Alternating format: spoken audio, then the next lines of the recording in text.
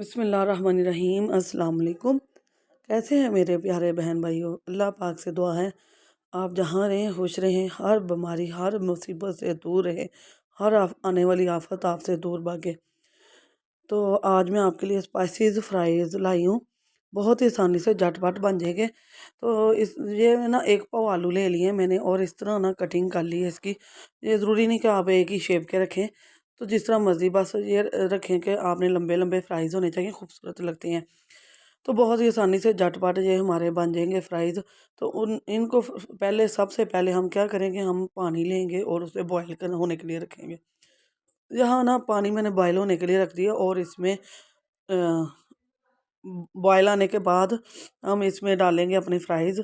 इसमें बबल्स आना शुरू हो गए थे, तो मैंने फ्राइज़ जो अब हमारे आलू हैं ना वो डालने लगी हूँ। अच्छा, इसमें हाफ़ टेबल स्पून मैंने नमक डाला है, बाकी नमक हम बाद में थोड़ा सा डाल लेंगे। अभी ये इतना ही काफ़ी है। तो हम इसे ना हाफ़ डन करेंगे, यानी कि 1-2 मिनट उबाला आएगा ना, बॉयल होगा ये, तो हम इसे उतार देंगे, ठीक है। ज़्यादा नहीं करना। और इसे थोड़ी देर के लिए हम इसे उतार के ठंडा होने के लिए रख देंगे, 10-12 मिनट के लिए। जैसे ये थोड़े से ठंडे होंगे ना, तो यहाँ देखें जी ये ठंडे हो चुके हैं।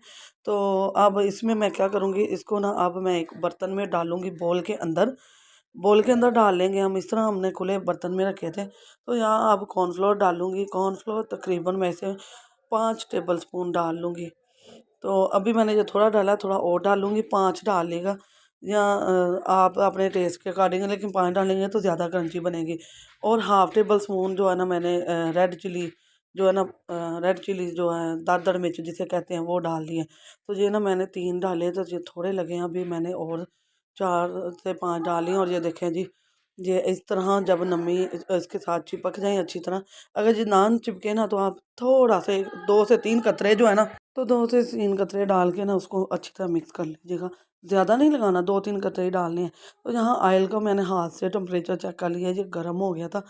कुछ देर ना हम इसी तरह एक साइड पर ही इसे पड़े रहने देंगे, तकरीबन हाफ मिनट, आधा मिनट, 30 सेकंड आपने इसी तरह इसे पड़े रहने देना है। उसके बाद हम इसकी साइड चेंज करेंगे। ये इंशाल्लाह अलहदा-अलहदा हो जाएंगे, अभी आपको इकट्ठे ही लगेंगे, लेकिन जैसे ये दूसरी साइड से पकेंगे तो ये बहुत ही आसानी से अलहदा हो जाएंगे। हमने इसे इसलिए 30 सेकंड नहीं छेड़ा कि हम इसे मिक्स करते ना, हिलाते, तो इसके ऊपर चढ़ा हुआ जो कोटिंग है वो अलहदा हो जाती और ये टूट भी जाते। तो यहाँ देखिए जी, मैंने अब इसकी साइड ना चेंज कर ली है, और आपने पलटे से ही इस तरह ही चम्मच जो रोटी वाला है उससे ही चेंज करनी है। तो यहाँ देखिए हमारे तैयार हो चुके हैं, और देख सकते हैं कि जो ऊपर रेड चिली मैंने लगाई थी वो नहीं उतरी, ऊपर ही चिपकी हुई है।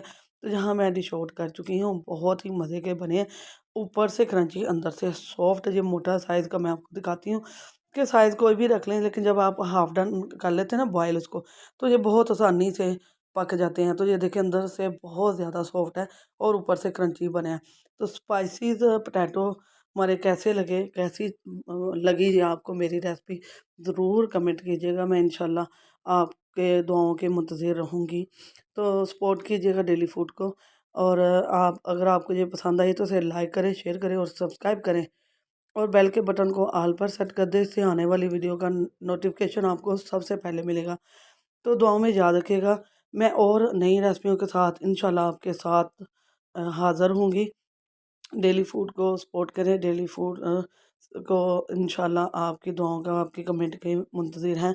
और बच्चों को मार्केट से ला के देने के बजाय आप घर पर बना के दें तो इंशाल्लाह ये बहुत बेस्ट है। तो दुआओं में याद रखिएगा। अल्लाह हाफ़िज़।